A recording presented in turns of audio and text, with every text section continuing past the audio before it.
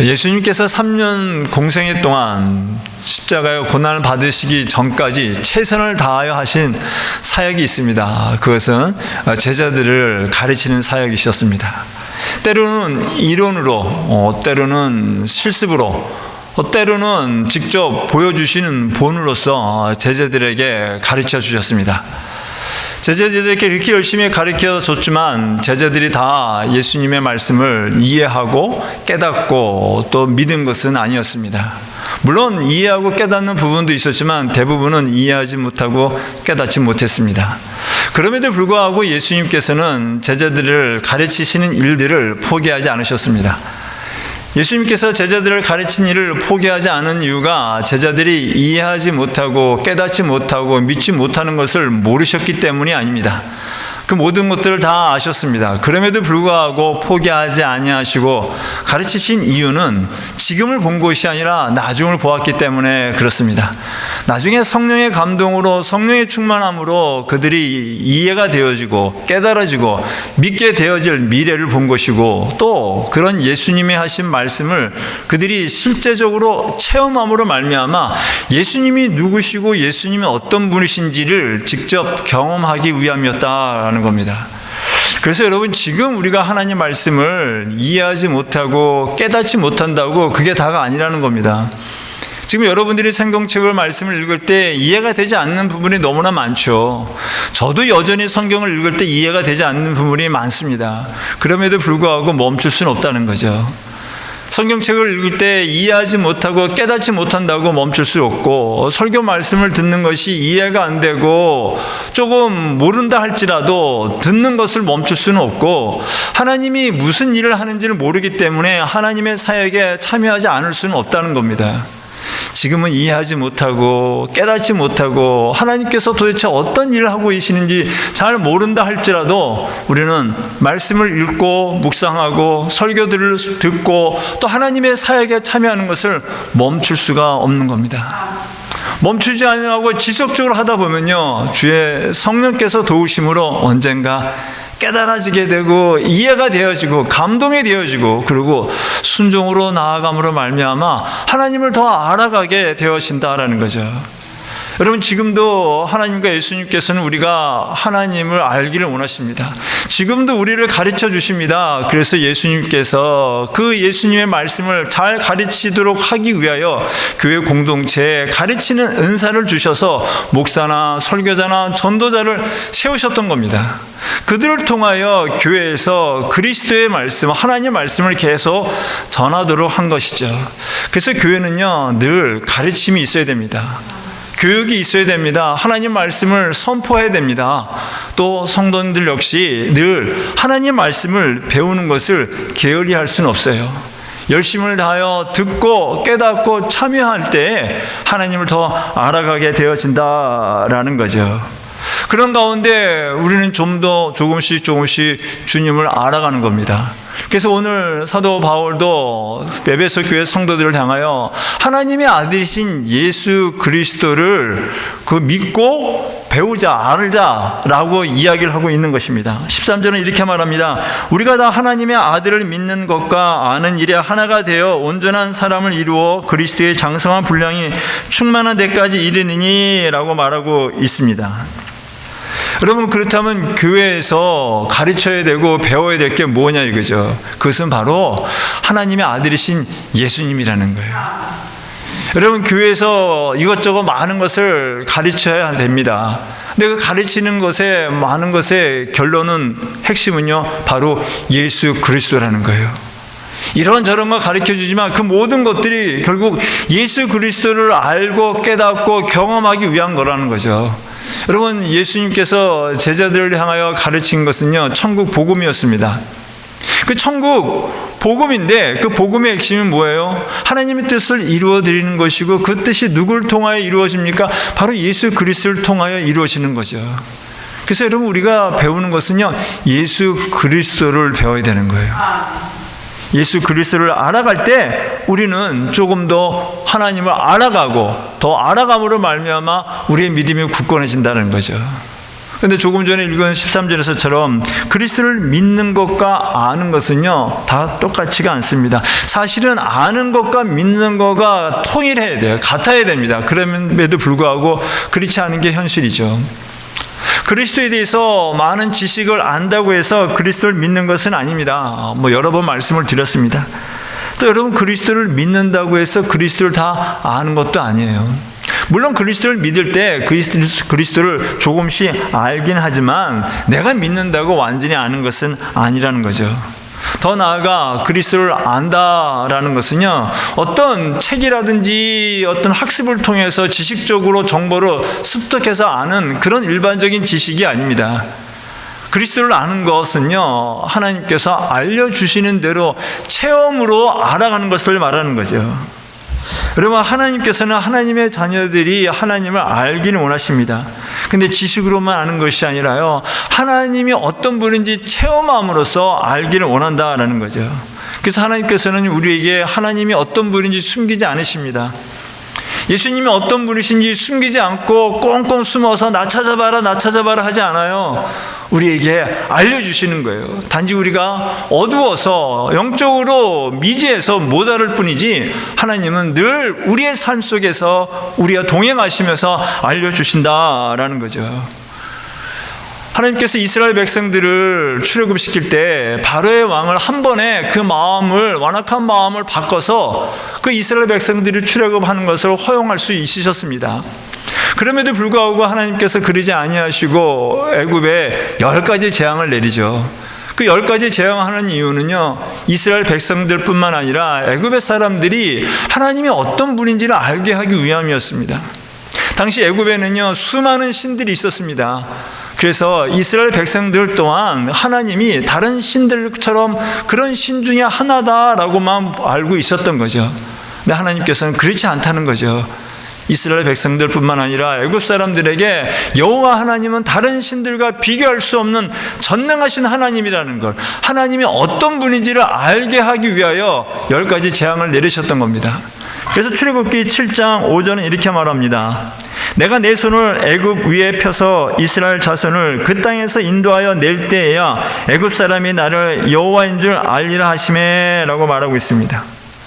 하나님께서는 저와 여러분이 하나님이 어떤 분이신지 알게 하시기 위하여 우리의 삶에 동행하며 이런저런 일들을 통하여 알고 깨닫게 해주신다는 겁니다. 사도 바울도 마찬가지였습니다. 여러분, 사도 바울은 이미 예수 그리스도를 경험했기 때문에 알고 있었습니다. 믿고 있었습니다. 에베소 교회 성도들도 마찬가지였습니다. 그들도 예수 그리스도가 어떤 분인지를 알고 있었어요. 믿는다고 했기 때문에 그들도 교회 공동체에 모인 거 아니겠습니까? 그런데 사도 바울은 자신을 포함한 에베소 교회 성도들이 하나님의 아들이신 예수 그리스도를 믿고 알자라고 이야기를 하고 있다는 것이죠. 근데 여기서 여러분, 하나가 되어라 라는 말의 동사의 시제는요, 현재형입니다. 예수님을 믿고 아는 것이 현재형이어야 한다는 겁니다. 과거에 예수 그리스도를 믿었고 잘 알았던 거 물론 중요하죠. 그러나 여러분, 과거에 아무리 예수님을 잘 믿었고 잘 아셨다 할지라도 지금 어떻게 믿고 있느냐가 중요하다는 거예요. 믿음은요, 과거형이 아닙니다. 또 미래형도 아닙니다. 믿음은 항상 현재형이어야 합니다. 여러분, 지금 믿지 않는데 나중에 믿을 수 있을까요? 물론 그럴 수 있습니다, 여러분. 어떤 분들은 정말 지금 믿지 않고 나중에 정말 예수님을 잘 믿는 분들도 계세요. 근데 또 그렇지 않은 분들이 많은 거죠. 여러분, 나중에 믿겠다고, 그럼 언제 믿겠냐는 거죠. 나중에 임종 직전에 믿으시겠다고요? 그럼 임종의 시기를 알까요? 내가 언제 죽을지 아십니까? 모르잖아요. 임종할 때 예수님을 믿을 수도 있지만 그렇지 못하고 그 시기를 모르고 미리 죽을 수 있는 거예요. 여러분, 또 임종 전에 예수님을 믿어 구원을 얻는다고 치자고요. 여러분, 근데 예수 그리스도를 믿을 때, 그 믿음으로 나아갈 때 하나님을 알게 되면서 누릴 수 있는 기쁨이 있다니까요, 여러분. 여러분, 그 기쁨은요, 누려야 될 거 아니겠습니까, 여러분? 임종할 때 믿는다고 하면요, 그 믿음으로 하나님이 주신 기쁨과 평안의 축복을 경험하지 못하는 거예요. 이왕 경험할 거라면 믿을 수 있는 기회가 주어졌을 때 그 믿음으로 말미암아 그 기쁨을 누릴 수 있기를 원합니다.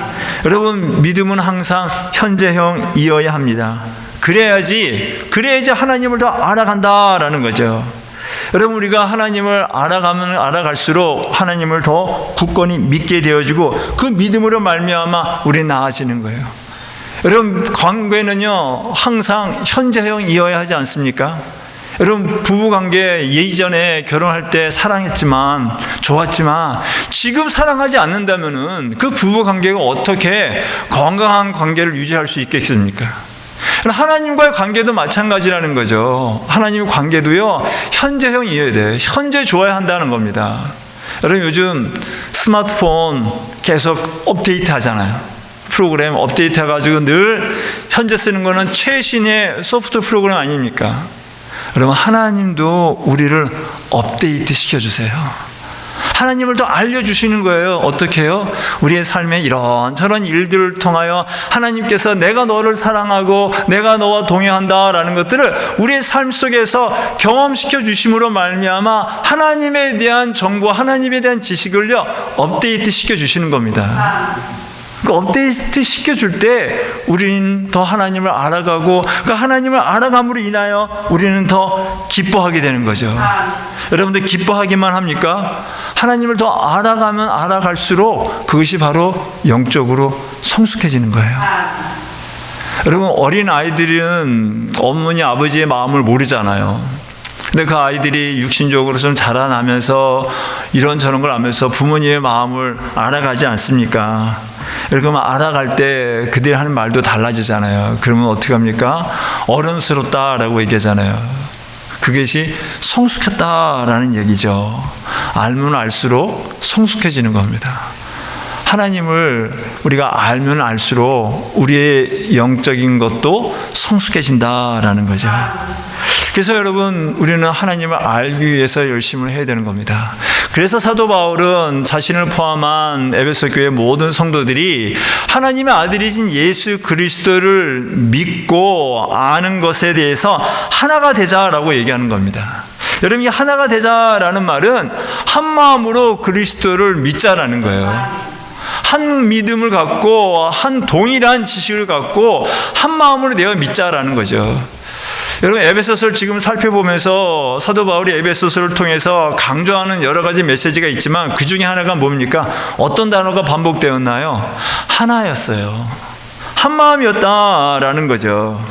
여러분, 같은 그리스도를 믿기에 같이 모인 공동체가 되었는데 같은 그리스도를 믿기 시작하면서 점점 가면서 내 예수, 나의 예수로 조금씩 변화되어진다라는 거죠. 시작은 같은 예수님을 믿었고 같은 예수님을 알고 시작했지만 하다 보니까 나의 예수님이 생기는 거예요. 나의 생각에 맞는 예수님, 내 경험에 맞는 예수님, 나를 위한 예수님만 생기게 되고 그 예수님을 믿고 주장하다 보니까 갑자기 동일한 예수님을 믿기 시작했다가 점점 달라지는 예수님이 생기게 되는 거죠. 우리가 믿는 예수님은요, 하나님의 독생자 아들 예수 그리스도입니다. 우리가 믿는 예수님은 십자가에 죽으시고 부활하신 그 예수님, 바로 그 예수님 한 분이시지 내가 경험하고 내 지식에 사로잡혀 있는 예수님이 아니에요. 여러분, 내 생각에 내 사고에 사로잡혀 있는 예수님은요, 예수님이라고 하지만 그것은 곧 우상입니다.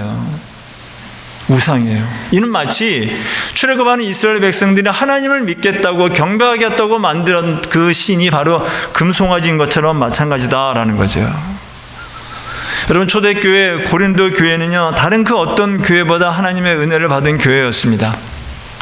그래서 많은 성도들이 은사도 받았고요, 또 물질로도 풍부했고 성도들도 많았던 교회, 지금으로 보면 초대형 교회 중에 하나였습니다. 근데 여러분, 그 초대형 교회였음에도 불구하고 문제들이 많았다는 거죠. 그 중에 사도 바울이 가장 심각하게 보았던 문제는요, 분열이었습니다. 분열. 각자 은사를 받았는데 자기 은사가 최고라고 자기 것만 고집했고, 또 나는 이 사람한테 세례 받았다고, 나는 아볼로한테 세례 받았으니까 아볼로 파고, 나는 게바 파고, 나는 바울 파고, 또 심지어 어떤 사람은 나는 이것도 저것도 아니고 나는 그리스도파다라고 하면서 서로 파벌로 서로 분열되었던 그것이었다는 거죠. 여러분, 같은 그리스도를 믿었는데 이렇게 분파가 나눠진다는 것이 말이 되겠습니까? 그러면서 어떻게 동일한 예수님을 믿는다라고 말할 수 있겠습니까? 그런 면에서 21세기 교회들이 많은 분파가 이루어진 것은 참 아쉬운 일입니다. 그런 중에서도 우리 한국교회 장로교회가 참 분파된 게 아쉬워요. 정확한 수는 아니지만 여러분, 지금 현재 한국의 장로교회 교파가 250개에서 300개가 된다고 합니다. 참 안타까운 현실이죠. 가슴 아픈 사실입니다. 근데 더 가슴 아픈 일은요, 그 교회, 심지어 몇 사람 몇십 명도 안 되는 그 교회에서도 분파가 이루어진다는 거예요. 나는 이 사람 파고 저는 저 사람 파고 서로 다르다고 틀리다고 서로 분파가 돼가지고 서로의 것이 옳다고 주장하고, 그래서 주장하다 못해 다투고 싸우고, 그래서 교회가 나눠지는 것이 현실이라는 거죠.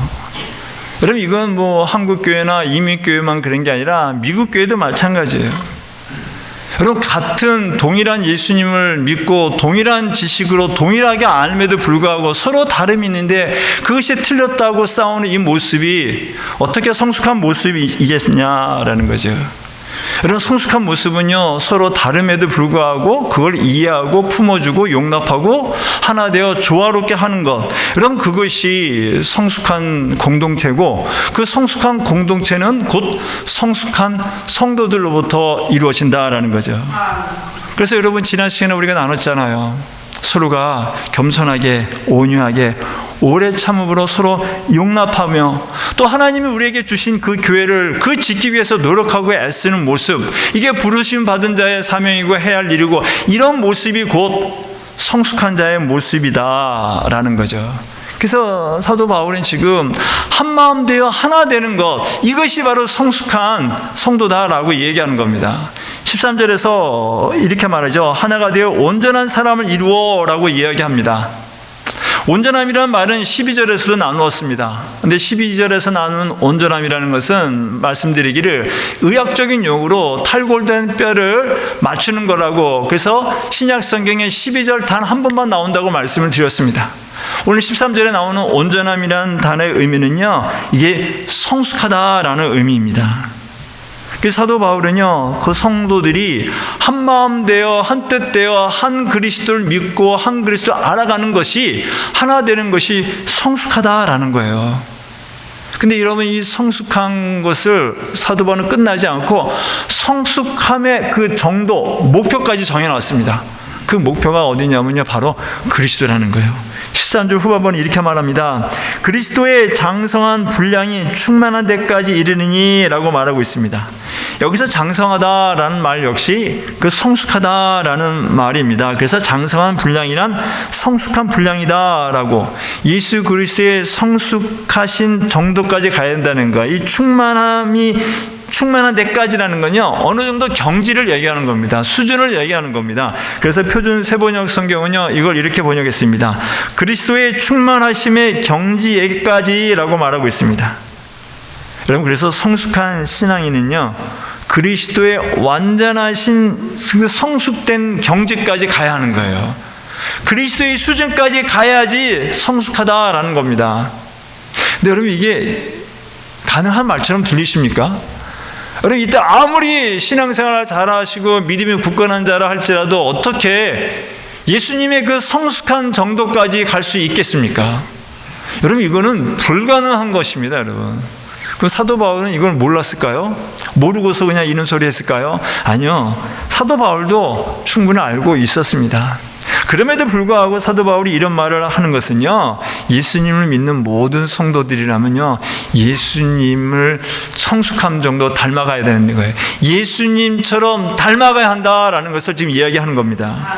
그래서 싱클레어 퍼거스라는 신학자는 성숙의 길이라는 책을 썼는데, 그 책에서 이렇게 말합니다.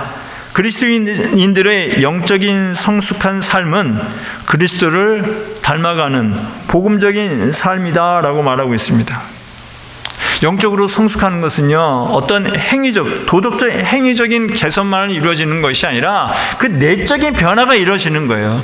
그리스도와의 연합이 이루어지는 겁니다. 그리스도의 새로운 관계가 맺어지고 그 관계가 계속 깊어지어 가는 거예요. 그 깊어짐으로 말미암아 예수 그리스도를 닮아가는 삶, 그것이 곧 복음에 합당한 삶을 사는 거 아니겠습니까, 여러분? 여러분, 결국 영적으로 성숙한 삶은요, 그리스도를 닮아가는 건데, 그러면 그리스도를 닮아가기 위해서는 어떻게 해야 되겠습니까? 여러분, 내가 누구를 닮아가기 위해서는 어떻게 해야 돼요? 알아야 되잖아요. 알지 못한 상태에서 어떻게 닮아가겠습니까, 여러분? 그렇기 때문에 우리가 예수님을 닮아가기 위해서는요, 예수님을 알아가야 되는 거예요. 예수님을 알아갈 때 생기는 건 어떨까요? 알면 알수록 예수님이 더 좋아지잖아요. 예수님을 더 느껴지잖아요. 결국 알고 느껴질 때 생기는 현상은 예수님과의 관계가 친밀해지는 겁니다, 여러분. 예수님을 더 알아가면 알아갈수록 관계가 친밀해지면 친밀해질수록 우리의 생각과 우리의 삶의 모습은 예수님처럼 닮아져서 예수님처럼 사랑하고 겸손하고 온유하고 봉사하고 섬기게 되어진다라는 거죠. 우리 똑같을 수는 없어요. 여러분, 같을 수는 없습니다, 여러분. 예수님처럼 우리가 하려고 닮아가려고 하는 거죠. 여러분, 그것이 영적으로 성숙함이라는 거예요. 변화되는 거죠. 여러분, 근데 이렇게 영적으로 성숙해서 예수님을 닮아가는 게 내 노력으로, 내 능력으로 되냐 말이죠. 우리는 생각으로는, 우리의 마음으로는 닮아가고 싶죠. 그렇지 않습니까? 교회 다니면서 예수님 믿으면서 예수님을 나의 주님이라고 믿는 분들 치고 예수님을 닮아가고 싶지 않다라고 하는 분이 누가 있겠습니까? 다 닮아가고 싶어 하는 마음이 있어요. 근데 이게 생각대로만 안 되더라는 얘기죠. 내 능력대로 안 되더란 얘기죠. 그래서 필요한 게 은혜라는 겁니다. 하나님께서 우리에게 은혜를 주실 때 나도 모르게 예수님을 알고자 하는 마음이 끌려가서 알게 되고, 또 하나님께서 우리에게 하나님이 어떤 분이신지 예수님이 어떤 분이신지 알게 해 주시잖아요. 계시해 주시잖아요. 경험시켜 주시고 업데이트 시켜 주시잖아요. 그러면 알게 되어지고 깨닫게 되는 거죠. 그래서 조금 전에 말씀드린 싱클레어 포커스는 이렇게 말합니다. 영적 성장은 하나님의 은혜에 대한 깨달음이다라고 얘기해요. 하나님의 은혜가 있어 깨달아지게 될 때 되면서 계속 우리는 하나님을 알아가게 되고, 알면 알수록 우리는 영적으로 성장하고 성숙해진다라는 겁니다. 결국 영적 성장의 핵심은 예수 그리스도라는 거예요. 그리스도가 내 안에 임할 때, 그리스도의 사랑을 느껴질 때 우리는 예수 그리스도를 더 알아가면 갈수록 닮아가는 삶을 살 수 있다라는 거죠. 이렇게 예수 그리스도를 닮아갈 때 나타나는 현상이 있습니다. 어떤 현상이 있으면요, 영적인 분별력이 생긴다는 겁니다. 그래서 14절은 이렇게 말합니다. 이는 우리가 이제부터 어린 아이가 되지 아니하여 사람의 속임수와 간사한 유혹에 빠져 온갖 교훈의 풍조에 밀려 요동하지 않게 하려 함이라 라고 말하고 있습니다. 사도 바울은 이제 막 신앙생활을 하는 사람의 영적인 상태를 어린 아이로 비교를 해서 자주 이야기를 합니다. 특별히 어린 아이로 비유하는 이유 중에 하나는요, 이 어린 아이들은 잘 모르기 때문에 자기가 하고 싶은 대로 한다는 거예요. 분별력이 없다라는 겁니다. 그냥 따라간다는 거죠.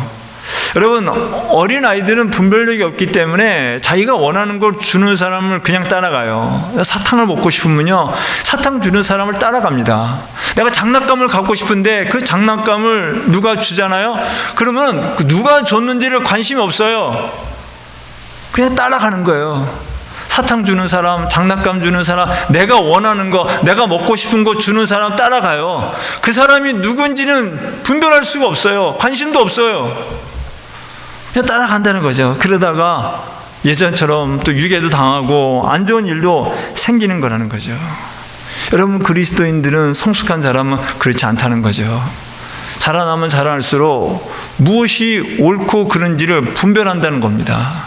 여러분, 당시 에베소 교회 성도들은 이전에도 말씀드렸듯이 그리스도를 믿기 전에는요, 이들은 퇴폐한 삶을 살았던 사람들이에요. 타락한 삶을 살았고요, 우상을 섬겼던 자들이었고요, 헬라 철학과 헬라의 문화에 익숙해서 헬라적인 사고를 갖던 사람들이었습니다. 또 이 당시는요, 이제 그리스도를 믿는다고 하면서도 이단 잘못된 것을 가르치는 거짓 교사들이 이 성도들을 유혹하는 시기였습니다. 여러분, 이들은 이렇게 살았던 사람들이 예수 그리스도를 믿게 되고 알게 되면서, 조금씩 알게 되면서 교회 공동체에 나온 거예요. 이 교회 공동체에 나올 때 그의 가족들이든지 그의 친구들, 지인들이든지 그 주변에서 이렇게 교회 나가는 사람들을 어떻게 보겠습니까? 왜 나가냐라고 얘기할 거고, 그 주변의 사람들이 이제 막 교회 나온 사람들에게 예전에 즐겼던 것들, 예전에 놀았던 것들 갖고 계속 유혹을 할 겁니다. 잘못된 교리를 가르치면서 이들에게 의심을 품게 되고 계속 유혹을 하게 되는 거죠. 그래서 사도 바울은 그런 유혹에 넘어가지 말라는 거예요. 얄팍한 지식에 얄팍한 논리로 이전에 했던 그 재미라고 즐거웠던 것들, 그걸 쫓아가지 말라는 거예요. 대신에 옳은 걸 쫓아가라는 겁니다. 예수님의 옳은 말씀을 따라가라라는 거죠. 여러분, 영적인 분별력이 있어야지 이 분별할 이것에 옳고 그름을 따를 수 있다는 겁니다. 영적인 분별력이 있어야지 여러분, 들어야 할 말 듣고 듣지 말아야 할 말 듣지 않고 가야 할 때 가고 가지 말아야 할 때 가지 않는다는 거죠. 여러분, 영적으로 성숙하지 않은 미숙한 분들은요, 눈에 보이는 것에 일희일비합니다. 당장 내가 원하는 걸 들어주면요, 하나님 땡큐, 하나님 감사합니다. 그러나 내가 원하는 거 이루어지지 않으면요, 하나님 왜 그렇습니까? 라고 불평불만한다는 거죠. 그러나 영적으로 성숙한 분들은 어떻습니까? 나의 삶에 이루어지는 일희일비로 인하여 내 감정에 좌지우지 되지 않아요. 하나님을 의심하지 않아요. 대신에 성숙한 분들은요, 하나님을 바라본다는 거예요. 내 삶에 어떤 안 좋은 일이 생겼을 때 그 안 좋은 일로 힘들어하겠지만 그 안 좋은 일로 힘들어하기만 하지 않고 그 일을 주관하시는 하나님을 본다는 거예요. 내 삶에 좋은 일, 기쁜 일이 있을 때 단순히 좋은 일이, 기쁜 일이 일어난 것만 보는 것이 아니라 그 일을 주신 하나님을 바라보며 그 일을 통하여 나에게 일하시는 그 하나님을 바라본다는 거죠. 영적으로 성숙한 분들은요, 눈에 보이는 우리의 감각적인 것만 보는 것이 아니라 그걸 주관하시는 하나님을 바라본다는 겁니다, 여러분. 그래서 사도 바울은 계속해서 어린아이와 장성한 자를 계속 비교를 합니다. 또 옛사람과 또 새사람을 비교하기도 하고, 여러분, 영적으로 성숙한 자들은요, 이렇게 영적인 분별력이 있게 되는 거예요. 영적인 분별력이 있다 보니까요, 해야 할 것과 하지 않을 것을 알게 되면서 더 나아가서 이제는 영적으로 성숙하여 예수님을 닮아갔으니까 예수님처럼 선한 행함과 선한 말, 참 진리를 말하게 되는 겁니다. 그래서 15절 이렇게 말합니다. 오직 사랑 안에서 참된 것을 하여 범사에 그에게까지 자랄지라. 그는 머리니 곧 그리스도라 라고 말하고 있습니다. 여기서 참된 것을 하여라고 이 말이 어떤 행위적인 것처럼 보여집니다. 물론 여기서 행위적인 것도 있겠지만 헬라어의 원어의 의미는요, 참된 것을 말하다입니다. 여러분, 여기다는 행위적인 것도 있겠지만 사실은 말이 더 중요하다라는 거죠. 여러분, 성숙함에 어떤 드러나는 것은 어떤 행동적인 것도 분명히 있습니다. 그렇죠? 행동을 보면 이 사람이 성숙한 사람인지 아닌지가 알 수도 있어요. 그러나 더 성숙함의 정도를 알 수 있는 방법 중에 확실한 건요, 말이라는 거예요. 어떤 말을 어떻게 하느냐를 보면요, 그 사람이 성숙한지 성숙하지 않은지를 알 수 있다는 거예요. 여러분, 어린 아이들은요, 앞뒤 생각하지 않습니다. 상대방의 생각을 하지 않아요. 입장을 고려하지 않습니다. 그저 내가 하고 싶은 말 그대로 하는 거예요. 보고 싶은 거면 보고 싶다고, 싫으면 싫다고 얘기하고, 또 울기도 하고, 그저 느끼는 대로 그대로 하지, 듣는 사람, 다른 사람을 배려하지 않아요. 여러분, 어린 아이들이 엄마 아빠 고생하는 거 알고 엄마 고마워요, 감사해요 이런 말 하지 않잖아요. 상대방이 어떻게 생각하고 어떻게 느끼는지 그거 생각하지 않아요. 그냥 무조건 내 중심이 돼서 내가 하고 싶은 말만 다 한다는 거죠. 여러분, 이건 세상 사람들도 이렇게 하는 사람을 성숙하지 못하다라고 얘기합니다. 영적인 것도 마찬가지라는 거죠. 영적으로 미숙한 분들은요, 교회 공동체 안에서나 가정에서나 어디서나 여러분 자기 중심으로 얘기해요. 다른 사람들에 대해서 배려하지 않아요. 고려하지 않아요. 자기 생각만 한다는 거죠. 그러나 영적으로 성숙하신 분들, 그리스도를 닮아가고자 하는 그 갈망함과 닮아고자 하는 열심히 사는 분들은요, 다른 사람들을 생각하는 거죠. 배려하는 거죠. 이해하려고 하는 거죠. 그래서 하시는 말과 하지 말아야 할 말을 분별해서 삼가 조심한다라는 겁니다. 여러분, 근데 그 조심하는 것의 바탕에 뭐해야 되냐면요, 사랑이라는 거예요. 여기서 보니까요, 오직 사랑 안에서 얘기하는 거예요. 오직이라는 말을 강조하는 거죠. 우리는 주변의 사람들과 이런저런 말을 할 수 있습니다. 근데 그 말에 사랑이 있어야 한다라는 거죠. 사랑이 없이 하는 말들은요, 열매가 없고 그것이 상처를 줄 수 있다라는 겁니다. 여러분, 예수님께서는 제자들이 서로 다른 것을 아셨어요. 예수님의 말씀을 잘 이해하지도 못하고 깨닫지 못하고 심지어 믿지도 못하는 그들인 것을 아셨음에도 불구하고 그들을 지적하지 않으셨어요. 야단치지 않으셨어요. 사랑으로 참고 인내하셨고, 그들이 지금 현재 부족한 모습을 본 것이 아니라 그들이 나아질 변화될 그 모습을 보시고 참으셨다는 거죠. 그래서 영적으로 성숙하신 분들, 예수님을 닮아가는 성도들은요, 삼가 말을 조심한다는 거예요. 해야 할 말과 하지 말아야 할 말, 이 말을 해야 할 자리와 하지 말아야 할 자리를 분별한다는 거예요. 여러분, 이건 영적인 것만 아니라 세상 사람들도 다 동일하게 얘기하는 겁니다. 우리가 삼가 영적으로 성숙한 분들이 되어서 우리 공동체 안에서, 우리 가정 안에서, 우리가 있는 그곳에서 나만 생각하는 것이 아니라 서로를 배려하고 서로를 생각하며 사랑의 말을 할 수 있는 그런 아름다운 건강한 영적으로 성숙한 공동체가 되어지기를 간절히 축원합니다. 이렇게 성숙한 모습들이 있으면 그 공동체는 어떻게 될까요? 그러면요, 자연스럽게 잘 돌아가게 되어 있습니다. 그래서 16절은 이렇게 말합니다. 그에게서 온몸이 각 마디를 통하여 도움을 받음으로 연결되고 결합되어 각 지체의 분량대로 역사하여 그 몸을 자라게 하며 사랑 안에서 스스로 세우느니라 라고 말하고 있습니다. 여러분, 여기서 마디를 얘기하잖아요. 뼈마디를 얘기하는 겁니다. 여러분, 뼈마디가, 여러분, 우리 신체에 뼈마디가 있는데 그 뼈마디가 그냥 되어지냐고요. 잘 연결돼야 되잖아요. 여러분, 사람이 태어날 때 270개에서 300여 개의 뼈가 생긴다고 합니다. 근데 그 뼈들이 자라면서요, 서로 합쳐지고 붙여지고 막 그래가지고 성인이 됐을 경우에는 약 200개에서 206개 정도의 뼈로 줄어든대요. 근데 이 뼈들이 움직이기 위해서는요, 여러분, 절대 필요한 것이 있어요. 그 뼈와 뼈들 사이에 뭐가 있습니까? 연골이 있잖아요. 그리고 인대가 있고요, 또 활액이라는 관절액이라는 것이 있다고 합니다. 이런 것들이 있어서 연결돼야지 그 뼈들이 서로 움직일 수 있다는 거예요. 그래서 가끔 우리 보면 연세 드시면 연골이 닳아가지고 아프다 그러잖아요. 저희 가족들 중에서도 그런 분도 있어요. 이 연골이 닳아가지고 그 수술하시고 이것 때문에 고생하시는 분들도 있어요. 여러분, 이 뼈 마디마디에 이런 연결되는 물질들이 있어야지 우리의 몸이 자유롭게 움직일 수 있다는 거예요. 근데 그 자유롭게 하는 게 누구냐면 예수님이라는 거예요. 우리 영적 공동체도 마찬가지입니다. 여러분, 각 지체가 다 뼈마디예요. 저 여러분의 각각 다른 뼈들입니다.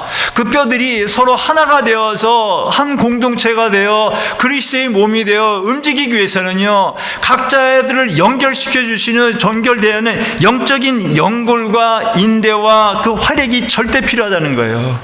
이게 영적인 연골이 없으면요, 인대가 없으면요, 우리가 몸이 자유롭게, 교회 공동체가 자유롭게 움직일 수 없고 하나님의 일을 할 수가 없어요.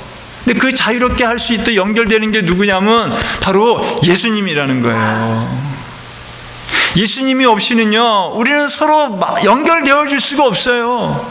여러분, 예수님이 아니면 우리가 왜 여기 있겠습니까, 여러분? 안 그렇습니까, 여러분? 예수님을 믿기 때문에, 예수님 때문에 우리가 영락교회 공동체에 모인 거 아니겠습니까? 예수님을 믿지 않으면 이곳에 있지 않아요. 다른 데 가 있습니다, 여러분. 우리를 연결해 준 분은 예수님이에요.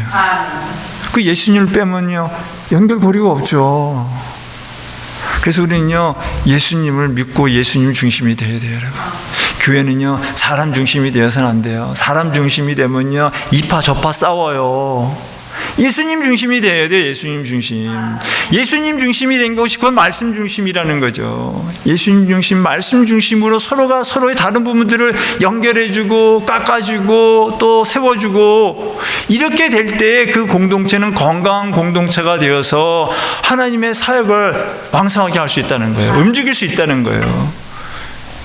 이게 없으면요 아무것도 못하는요 마른 뼈로 세워지고 생기가 없는 마른 뼈로 세워진 그 신체밖에 안 돼요. 마네킹밖에 안 되는 거예요, 여러분. 예수 그리스도가 중심이 되어야 한다는 거죠.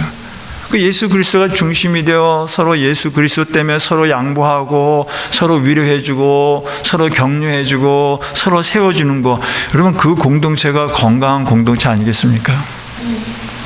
그 건강한 공동체는 바로 저와 여러분의 성숙함으로 이루어지는 거예요. 우리 각자의 개인이 성숙하지 않은데 어떻게 내가 속한 공동체가 성숙해질 수 있겠습니까? 그래서 하나님께서는요 먼저 우리가 예수 그리스도를 잘 알기를 원해요. 잘 알기를 원해요. 근데 단순히 지식, 성경적인 지식으로 아는 게 아니라 삶 속에서 하나님이 나와 함께 하신다는 것을 경험으로, 체험으로 확실히 알기를 원하세요.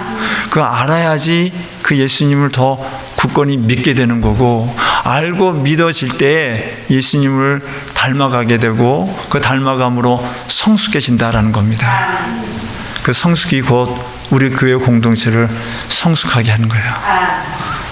우리 공동체가 성숙해져야지 하나님의 사명을 감당할 수 있으리라 믿습니다. 성령께서 우리를 예수 그리스도를 알게끔 이끌어 주십니다. 기회를 주십니다. 그 기회를 여러분 놓치지 마시기 바랍니다. 이끌어 가실 때 그냥 따라가시면 돼요. 그 속에 일하시는 하나님을 보기 원합니다. 예수님을 바라보기 원합니다. 눈앞에 닥친 일만 보는 것이 아니라 그 모든 걸 주관하시는 하나님과 예수님을 바라보심으로 말미암아 조금씩 더 하나님과 예수님을 알아가시고, 그래서 예수님을 닮아가심으로 말미암아 성숙한 성도가 되고 성숙한 공동체가 되어 하나님께 영광 돌리는 아름다운 공동체, 사랑의 풍성한 공동체, 건강한 공동체 되어지기를 간절히 축원합니다.